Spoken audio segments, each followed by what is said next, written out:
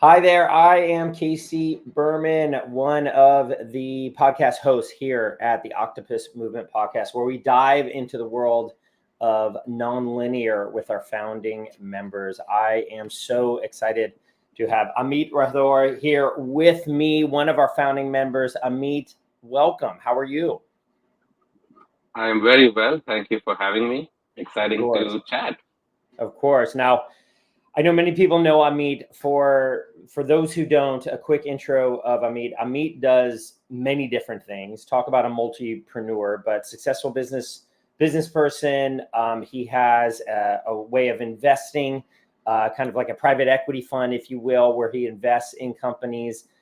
Successful business, knows his way around Silicon Valley, knows his way around the globe, and has a very unique way and idea and sort of vision on how to sort of change commerce, change e-commerce, and really to create jobs and to help the world really get their fair share and really deconstruct what we know as capitalism. I know those sound as all really big words that I just said.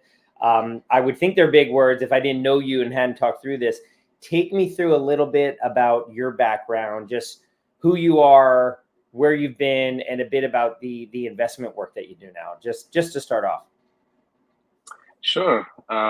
Yeah, you did make those sound like very large words, so I hope we can simplify them today. My background's just been in this very space, engineering background.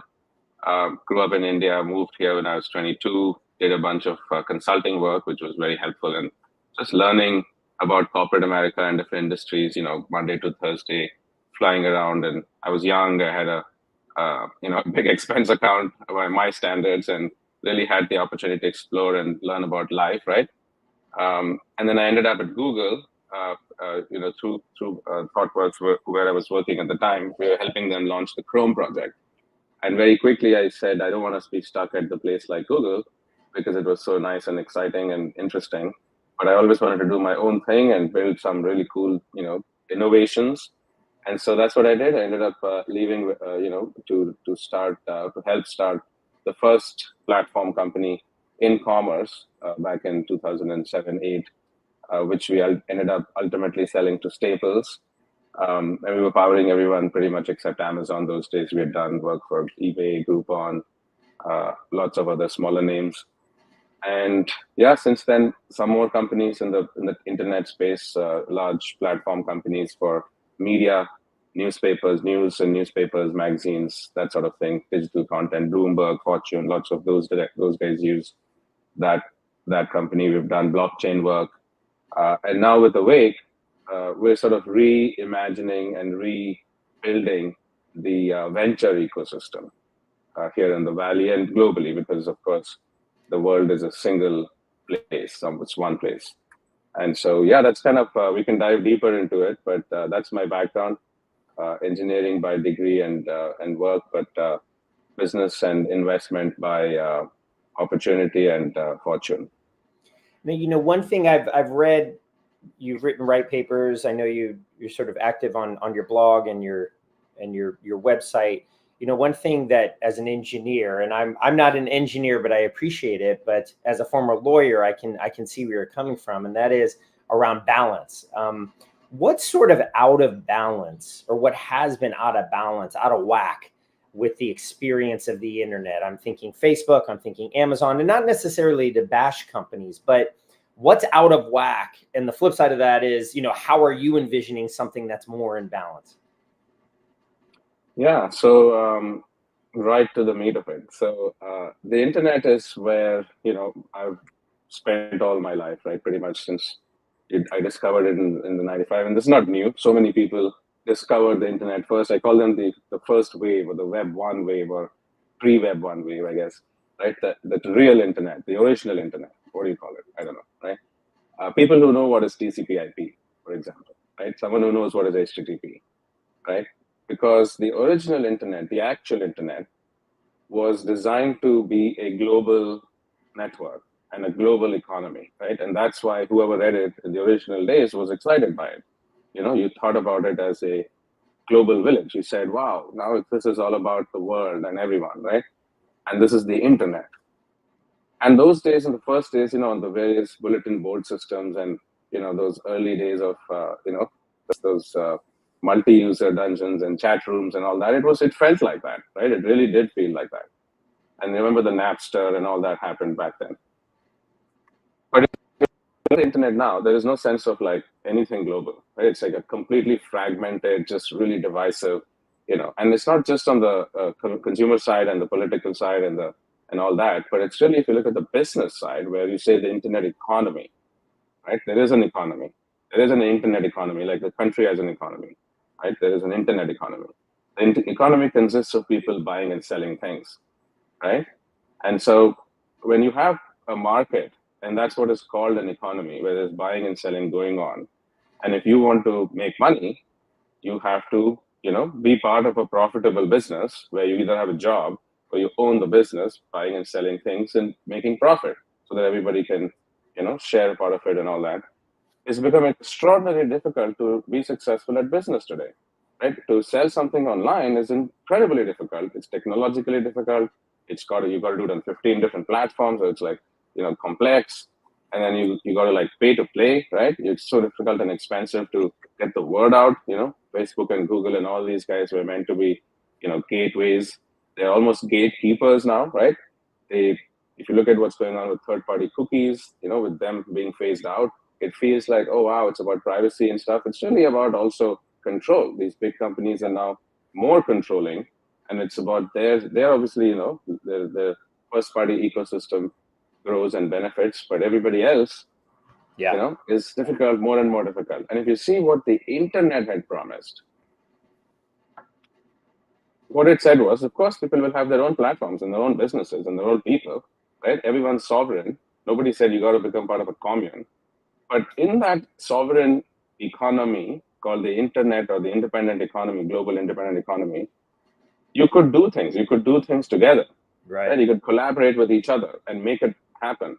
But it's impossible to do that today. You simply can barely know what your own content and your own business is doing online if you're operating on top of these platform companies. Yeah. Right? Like if I share content on Facebook and people are sharing it and reading it and doing whatever they do inside, and Facebook, let's say, tells me 1 million people viewed this video you uploaded. And I'm like, wow, that's so great. After so many years of hard work, I finally made it. It's been like a starving artist situation for me for life. And here we go. Thank God, right? And I say, great, I'm going to reach out to these fans and I'm going to, sell them a t-shirt and that'll pay my rent. How great is that, right? And I say to Facebook, I say, can I reach out to these people, right? And you're like, yeah, of course you can. Here's the list. You can pay us, ad dollars to reach your list of fans. And I'm like, wait, but it was my content. And you said the logo says, your tagline says you're connecting people. But you're not connecting people. You're just taking my content and telling me some numbers. And you're asking, okay, fine, I'll pay you. Fine. How much do I pay you? I don't know, $1 a click. Fine, I'll pay you $100. Okay, I want to know 100 people. All right, one of them bought my t-shirt. Great, thank you, Casey. I get the order. But then I asked Facebook, hey, I paid for 99 other clicks also. Right? Who are those people? I paid now. I paid you. Yeah. All right. And like, as they say, like, no problem, do it again. As they say, if it's free, you're the product, And so a lot of the work that we're doing on Facebook or even other areas, it's that difficulty. They really own it. I know how I grew my business was through email. And there's a lot of talk of getting off the platforms because they essentially own your followers, own your users. And if you can get their email or you get their phone number, then you can reach out to people and build that. And so unfortunately, this global village, and I remember those days, I think there's still some elements of it, but it's now just blocked by firewalls. It's blocked by just the black box that you can't follow the users like you're talking about. So imagine a world where that was not true. People say, that there's a dark web and, it should the Silk Route and so all these things, the illegal transactions and all that. And I say, you know what? What's the dark web? The dark web is Facebook and all these guys who don't tell you when you pay them $100 for 100 clicks and you get 1 or 2 clicks to convert, they don't tell you all the people you paid for. Like it just is a fake farm of clicks or what is it? Like, is it AI bots? Like what is on the other side?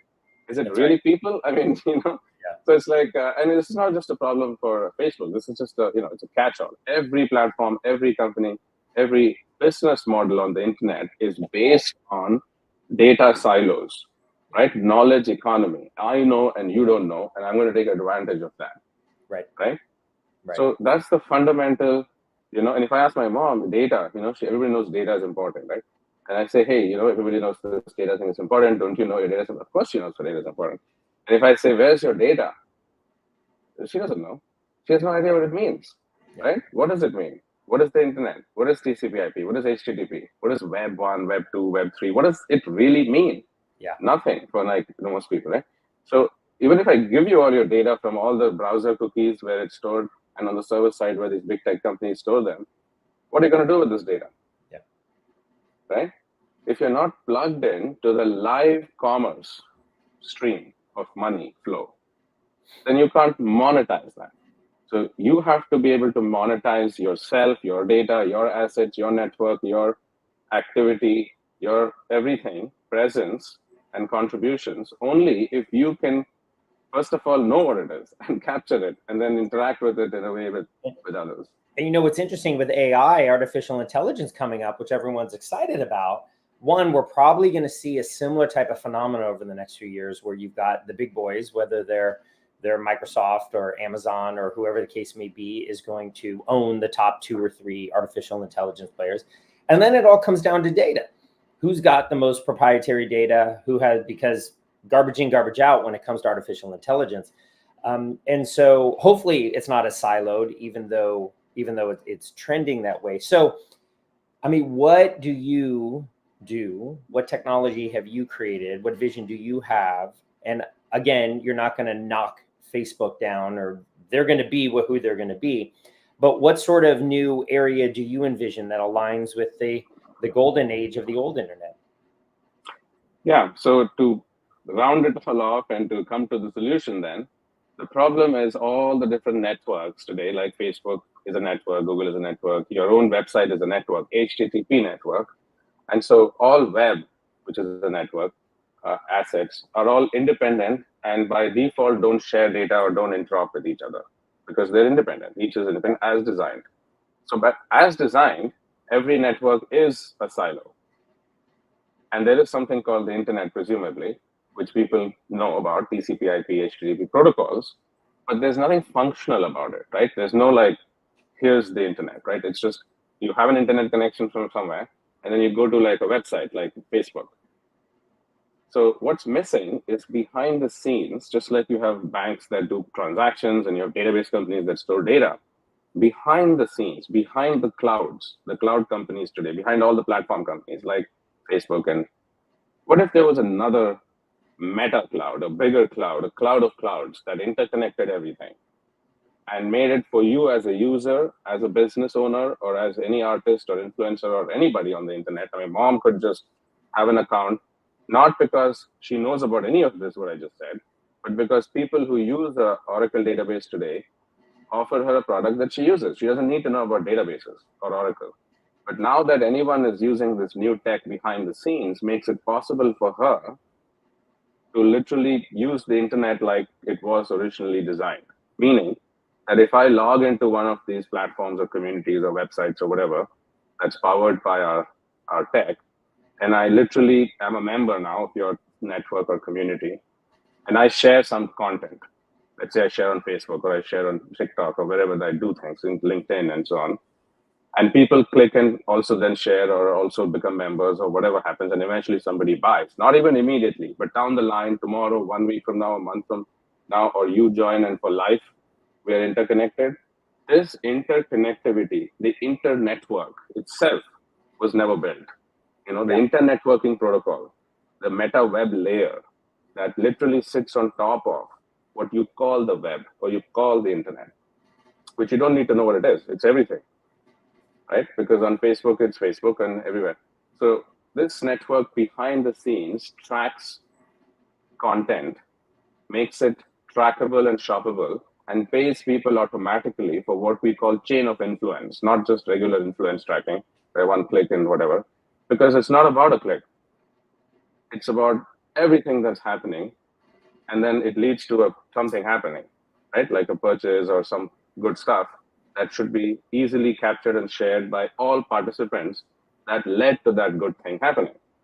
Yeah, your system is this back end, if you will, this cloud of all clouds is essentially tracking everything that is currently untrackable or is only tracked by the big tech companies, and they're not showing it to everybody else. And you're finally pulling the cover over that, so normal people like us can see whether it's an interaction, it's a share, and then, and this goes into how you want to create all of these jobs online.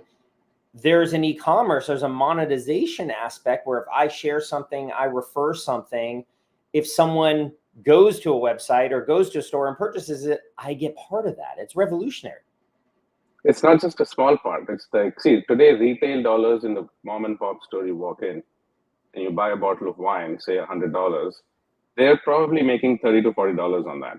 It's normal retail, right? Even online, offline, it's retail dollars. Wholesale, is where they buy from the brand. They buy this at bulk, and then retail buys in smaller quantity, and then consumer buys a single quantity. You buy one bottle of wine, right? These guys stock up, so they've got margins built into this. Now, if someone goes direct to the website of the wine company, they don't have this margin drop. That $100 goes straight to their bank, right? And their cost may only have been like $15 or $20, right? And they would have sold it to wholesale at 30 or 40. 40 went to 60 at the retail, and then you bought it at 100. So there's a huge amount of money that is available in what is called as the retail economy. The retail economy is all of us buying stuff every day, everywhere, travel and lunch, and not Amazon. Amazon is like 5 to 10% of retail, but true retail, everything is all the things we buy and consume and experience, and we do it because people, tell us, hey, go do this. I did this, and where do I go for lunch, right? Where do I send my kid to school, or what vacation to take, or what clothes to buy? These are people-driven questions and answers. Now we're talking 30 to 40% of retail dollars. There's a $10 trillion global consumer retail economy. Global economy is about 100 trillion. So 10 trillion in retail, 1 trillion or so, let's say, in DTC, direct to consumer digital. Today, I'm talking 30 to 40%, that $300 to $400 billion of cash can just directly go to people overnight if they start deploying just technology that already exists and connects existing things. Karen said you're kind of pulling the curtain back, right? Like Wizard of Oz. Do you kind of see it that way? I mean, it's the biggest open secret, right? There's no wizard, there's no Oz, there's nothing, right? It's illusion. Just because you think that something works a certain way, and I tell you that, hey, no, the earth isn't flat, right? There's no wizard. There's just somebody who saw the truth and is sharing the fact. Yeah. Right? Now, some questions are coming in about you specifically. So I do want to shift to you, your background, your engineering, and so on. I want to get to that. But I want to still talk about technology. So it's free to join this technology you have. And where does this go? Ultimately, businesses, individuals join, again, another network, if you will, free to join. But what's different about joining this network than if you were to sign up for a Facebook account? So, like, say, when Octopus Movement implements the tech, right, or anyone, like, there's folks on the Octopus Movement who are now already started working and using this, and some are launching new networks. But let's say there's a website like the octopusmovement.org where you're going to log in and create an account just like you would a Facebook account. The difference here is there's no difference in action. My mom can do the same in both places. In fact, you can use Facebook to log into the new Octopus Movement. So we're not changing anything, in that sense. It's all behind the scenes magic, right? And so you log in, and you also now, you're a member of Octopus Movement then, right? Obviously, you signed up. Maybe I signed up because, Casey, you told me to sign up, right? So you shared your link, some article you shared, and you said, hey, by the way, read this. It's really great stuff. And by the way, there's lots more. Why don't you join, right? So I click your link, I read it. I'm like, yeah, he's right. And I trust Casey. So I go ahead and join. That makes me a referral connection to you, first of all. Second of all, every member account, automatically gets a wallet. This is a magic wallet behind the scenes in the cloud, a wallet, where it starts collecting money for any profit that is generated by this network, the Octopus Movement, where you were a part of the influence chain. And what does it mean to be part of the influence chain? Meaning contributing to this community, or being engaging, or sharing knowledge, or being excited, or whatever it is we are all about here. And how do you express that? You share it on Facebook, you share it on LinkedIn, you share it on WhatsApp, right? These articles, these links, these videos, these whatever it is that's available now on the octopusmovement.org. And because we are behind the domain name, we're tracking behind the cloud, everything that people are sharing and doing with content from Octopus Movement, we're able to know who did what, where, and how, and who clicked and did what. The whole network of members and the intelligence around it and their activity now automatically monetizes for themselves. There's a $100 transaction, and they will say $30 in commissions. Automatically, 3-4 people may get a few dollars, $5-10 each, and their referrers and their referrers. And it's a graph of payments because it was a village that takes it takes a village to get anything done, right? So everybody auto monetizes. And what I'm hearing is people that join can all of a sudden make money be compensated for what they do already, share things, refer things. And then on the other side, the businesses that are looking for customers, they get more awareness, they get more traffic, they get more customers, they get more sales, and they're able to do this direct to the customer. And instead of just getting 30% of a sale, they can increase their margins and get upwards of 100 or close to 100. It's more money in small businesses' pocket and on individuals. Am I thinking about that right? You are thinking about it right in the sense of dollars. So everybody gets more money, right? Like if I'm normally making $500 a month and I need to make 1,000 or 2,000 to live comfortably, I can do that. Now, if I was before this thinking, oh, I'm making 70% today, 60% margin, and I'm only making $500, and now I'm making 2,000, but my margins are like 20%.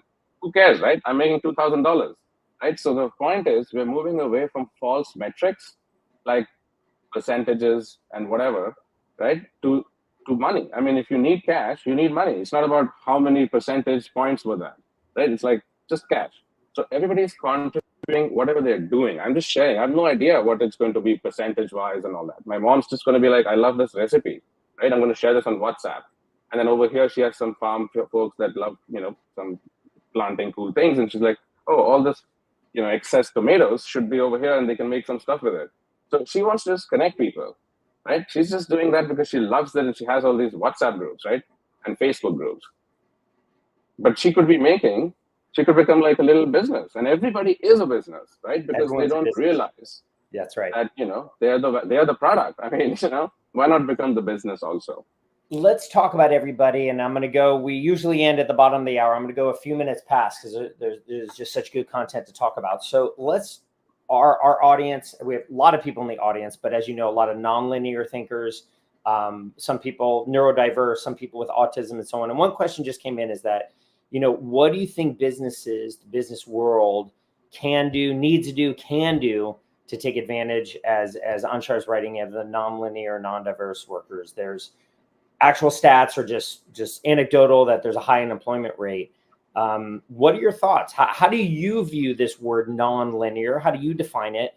And what needs to happen where we envision a world where in 5-10 years that unemployment rate is dropping? Is it something like this self-powered business network you're talking about, or is there an opportunity for non-diverse people to work in corporate America like you did? So first of all, corporate America is an illusion also, right? So that's gone, right? There's nothing called corporate America anymore. So better be, self-reliant, right? There's no government you can rely on either, right? They're failing us everywhere. So, I mean, we have to find a way to stand on our own 2 feet and, take care of ourselves, not because we're in any way of shape or form, jingoistic or, only about us, but it's really about if everybody were to do that. And the best way to do that is to work with other people. If I help 10 people and they help me, it's like faster and better to get there. So how do I make it, at scale? That was the original question. But you asked about nonlinear thinking and all these other terms that people use. In my view, in my world, the way I operate is, there is no linear way of thinking, right? Because thinking itself is a problem, right? Thinking meaning you're not acting. You're processing, you're analyzing, you're sitting there and not acting, right? Because you can also be doing action, which is a better form of thinking. You learn more and you get the more feedback and you can progress, right? So action, once you become very clear, once you finish thinking, linearly or non-linearly, once you finish thinking, you become clear on, okay, I finished thinking, now I'm clear, now I can do my thing, right? That's action. So action only happens when you're clear. And it happens when you're no longer thinking. So why focus on the part that is the not action portion? I literally say, don't worry about how you think, what you think. Here's what you got to do, right? Do think whatever you want, but here's the actual action that has to happen. The action that has to happen is there has to be value for somebody else, right? However you think, whatever you think, is there value for somebody else, and can they see it? Simple enough, right? There's nothing to think about it, because when they see value, when they really see value, meaning they see it clearly, as in they're not thinking whether there's value or not, right? They're seeing the value very clearly, meaning there's no more thinking. They're going to buy it. They're going to buy something. That's action. That's the buyer, not the seller. So we are looking for buyers. And the way you find the buyers is for them to see clearly what it is they want and that you've got to offer for it, right? So now you've very clearly identified the action that has to be taking place, which is the original thing, the buyers and sellers and all that. But here again, we say no selling. There's no selling. There is only buying. So the action is only sharing value. Right. So are you creating value or sharing value? Talking about it and, arguing about it and discussing it and labeling it and calling it thinking and non-linear and linear and all that stuff is over here. Once you get past all of that, then you're in the world of doing. So in the world of doing, the non-linear, now I'm using those terms, in the world of doing, they're fantastic. Like, I would love to go to a non-linear world of people and just say, listen, here's how you do things. I don't care if you don't know how to speak to other people, but because they only see what you do, you are what you do. You want to actualize your potential, then just stop talking and actualize your potential. Do it, right? Don't need to think about it anymore. Here's how it all works. And everybody wins, and your network wins, and everybody wins. And now guess what? You can create an avatar online and express however you want through the avatar, right? And nobody is talking about your autism or anybody else's autism. They don't even know what you are on the internet. They see your actions. They see the value you share. They see who you connect, what you do. That's clear, right? That's clarity. That's action. I love it. And it's almost a black box in the sense as people where you just do the magic. They don't understand how you do it.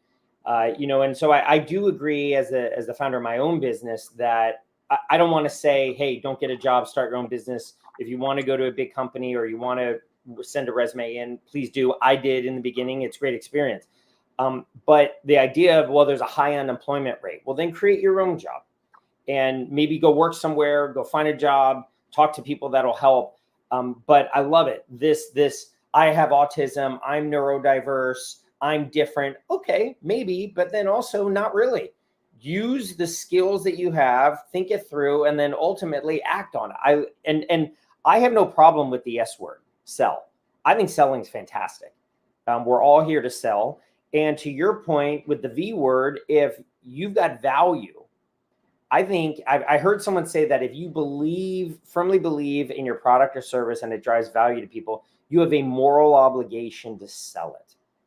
You have a moral obligation to share it, to evangelize it in a good way and let people know about it because it can actually help people. It can add value to people. So I don't think selling is a bad word. I love it. If you've got value or if people are showing value, get out there. But again, don't worry about overthinking it. Just start doing it and let people see the results and ultimately the magic of it. Yeah, and selling is also a scary word. Sometimes people, they don't know how to sell. They feel like it'll be rejection. And, most people, and you know what, if you do sell, 99% of people statistically will say, no, that's 1% conversion for you. So now here's a way where you don't focus on the conversion. You actually focus on the not selling, because as we just said, there is no selling. There is only sharing value. And when that value is clearly seen by a possible buyer, they will take the action that comes from that clarity of seeing, which is the value you're offering. If it is really true, they will buy it. If it's not true, then you have to sell it. You have to be like, oh, what will happen? This will happen. You're going to look cool. And whatever. Right? Otherwise, they'll see it. What is there to say about it? Now, Amit, real quickly, you're an engineer, you're a consultant. I know those Monday through Friday trips, Monday through Thursday trips to client sites and so on. You're an engineer at Google, and now and you know, have this vision, and now you're a venture capitalist in many ways, and now you're a speaker and an author. What is, people ask, like, how did that engineering background help you in other aspects of your life? And also, how has it served as that foundation to where you're not really finger to keyboard engineering much anymore? What was that progression like? I was lucky because I fell into a rabbit hole in 2014, 15, 16 kind of a thing, where I began to seek clarity on the nature of reality. And that was because of a variety of reasons. And, we always have had these conversations. Perhaps you've had them over dinner and wine. What is life? And is this real? And are we dreaming? Or is this a simulation? And all that. And my computer science background was very helpful in finally resolving the truth about whether or not I'm dreaming or am I awake. And that was why I was able to basically go past my old concepts of what I was, which was I was an engineer and I was born here and blah, blah, blah, to just being awake, right? And just, tapping into the reality of what people call the world. And then, expressing whatever needs to be done about it, action. And then, because you're there, you're going to do it. It's going to happen, right? So there's no more speaking, and there's no more designing software, and there's no more, whatever entrepreneurship and nothing. There is only the fact of, that here we are, and here's what's going on, and here's what needs to be done to fix it. Yeah. Yeah. You've written a lot, and for the audience, check Amit out at amitrathore.com. We'll share in the notes a lot of what he's talked about here. He has written about and just gives away and wants people to benefit from. All right, real quickly, I'm going to end just in a few minutes. What are some blockers you've got right now? What are some fears you've overcome recently, or blockers or obstacles, however you want to frame it, that are still you're still struggling with or recently struggled with? I guess the most thing that I got over, I guess, was, this debilitating fear of what will happen, to me, to everything I know, to everything, right? It's a debilitating, constant anxiety that most people live with and never change, and they feel like it's normal. I thought that, like, it's normal. It's always like anxious, always something, and always feeling like the next thing will solve the problem. And it never does. And there's always something else, and it never lets you perform, and it never lets you be, and never lets you, do anything. And if you could be free of that, right? And that was the ultimate thing here, right? Because being able to just let go of just everything, because all of those were just ideas. Yeah. And now if I say I want to solve something, or, we're going to create 100 million jobs or whatever, I don't have any anxiety about it. It's, maybe we will, maybe it'll be 1 billion jobs, maybe it'll be 10 million, maybe it'll be 0 jobs. What difference does it make, right? Maybe after I create 1 million, 10 million jobs or whatever, after 1,000 years, there's, some cataclysmic war and everything goes to shit. And then we start over and then we have to rediscover all these lessons. So there's absolutely nothing that's permanent whatsoever. And why do I have any anxiety about it? Yeah. Right? Yeah. So when that vanished, then everything else became possible. Yeah. Yeah. No. So it's a weight off. Yeah. That's awake, right? It's seeing, it's just seeing it from a different perspective. Yeah. Just seeing it from action. You do your action. There's no reaction and there's no outcome. And what Anshar wrote in the last point about how, your engineering background, not that you intended it to be that way, but you said about solving problems, you said about action, like you said. And not only did this help you build the Chrome browser or do work for your clients, but it also helped you create a whole new viewpoint on this world, reality, matrix simulation. So interesting how these skills and strengths that we all have, whether consciously or subconsciously, can not only help us with what they're intended for, but also be repurposed in a positive way. So fun question at the end, Amit. If you could snap your fingers, wave a magic wand, and pull in anybody, fictional person, someone in reality, someone who exists right now, someone who lived in the past, and pull them into your world, into your existence right now, who would you pull in and why? Well, I've always, so if you look at awake.vc, the website, and there's a link to inspiration, there's a whole bunch of people I can list off right away. I don't know how many of them are alive. So I think I need to, how about, I'd say Leonardo da Vinci. He's one of my inspirations. He was ahead of his time. He was a dreamer and, a seer and an artist. And, maybe he had other flaws, I suppose, with today's, scrutiny. I don't know what he'll, but I do think that he was, those things. And it would be cool to, see what he might do with today's technology. Really, with today's technology and all the different interests and tools that he had. That's fantastic. Any last advice, tips, tricks for the audience that you want to share? I think the most important thing in the world is to discover your true nature. And so you can be free of the unnatural state we all find ourselves in all the time, always uncomfortable, and that not being at ease is disease of the mind. And that mind is the disease. So we have to, just see what it is and get past it and get past one's own limitations. And one finds oneself free to then take action that has to be taken, not for oneself, but for the world, because it's only one thing. You are the world, Yeah. Thank you, Amit.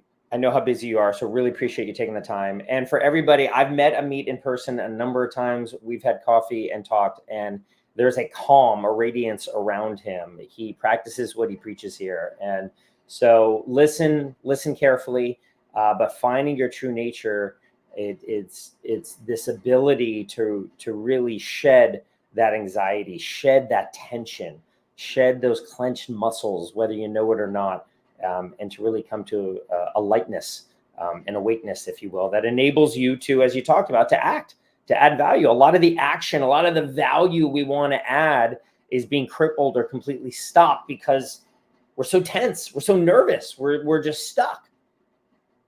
Yeah. So that's it. I mean, the past is always going to get you stuck.